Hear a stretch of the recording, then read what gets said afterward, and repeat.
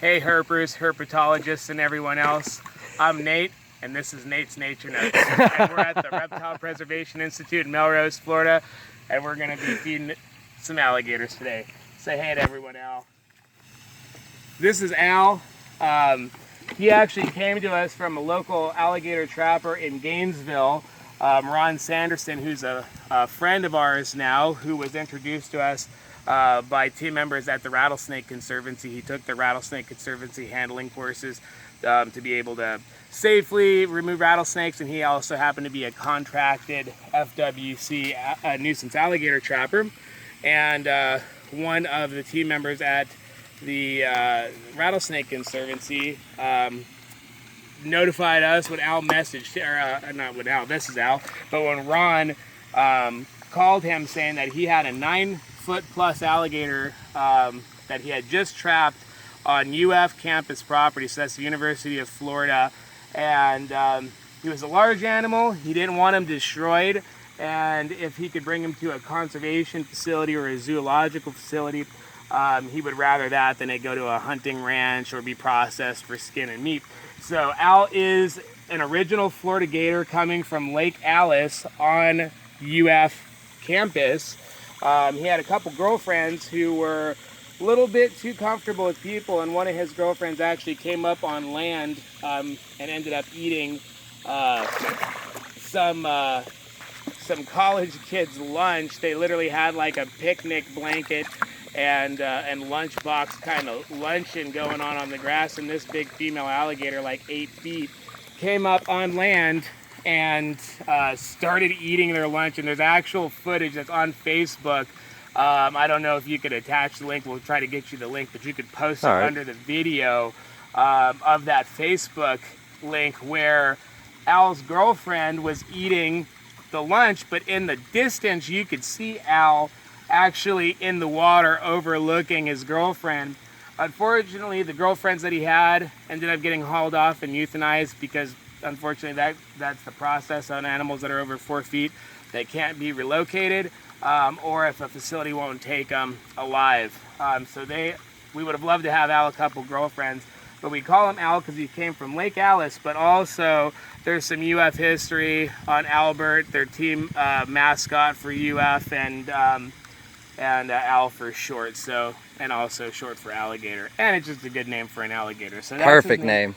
He's a good little backstory. Like he has been habituated to people, I think, from being at UF campus and seeing people all the time, because he was very quick to learn his name and respond to us.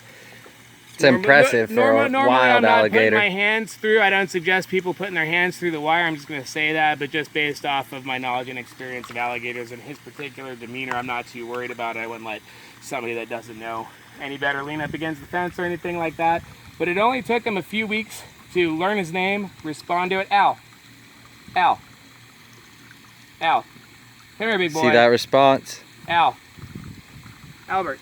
We're having a grand old time at the Reptile Preservation Institute. Al. So you can see he's very much aware of his name. You all remember to subscribe, like, share, comment. If you have any questions, ask. I'll be happy to answer. I appreciate all of your support. We're having a great time over here today. How quick they are.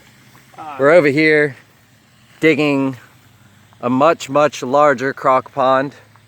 Just give you a quick little sneak peek of the start of it.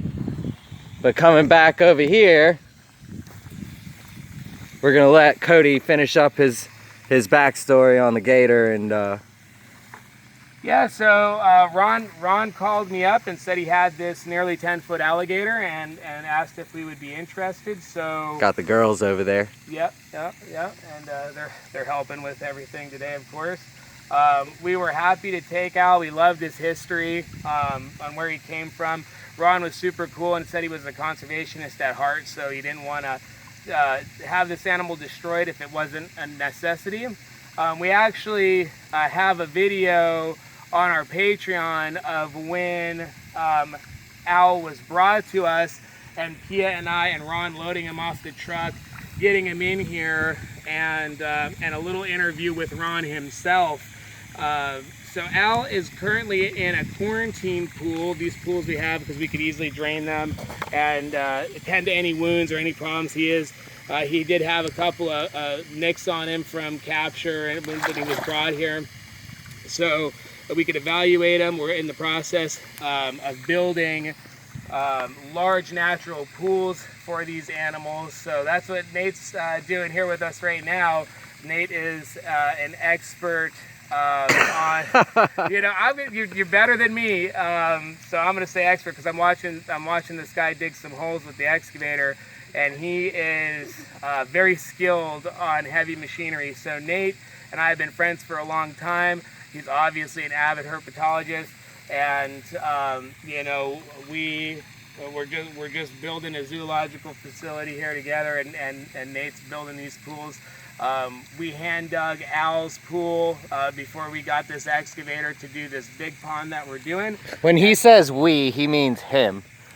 Well, you know, Nate's here more than you think, and has been a part of helping get the layout for these enclosures and everything. So Nate has contributed heavily to the production of this crocodilian area at our facility, including the mapping out of the perimeter fence layout and stuff. So Nate has done actually a lot more behind the scenes that he'll take credit for. Yeah, so Al will be going into a new natural pool soon. We're waiting for specialty fence to be delivered so we can get the same kind of fencing, 2 feet in the ground, 6 feet up. And then Al will be moved out of this pool into his brand new natural pool, and Nate will probably check back in once we do that. So I'm gonna sign off. Cody, Reptile Preservation Institute, Melrose, Florida. Check us out if you're in the Gainesville or St. Augustine area. Say bye, girls.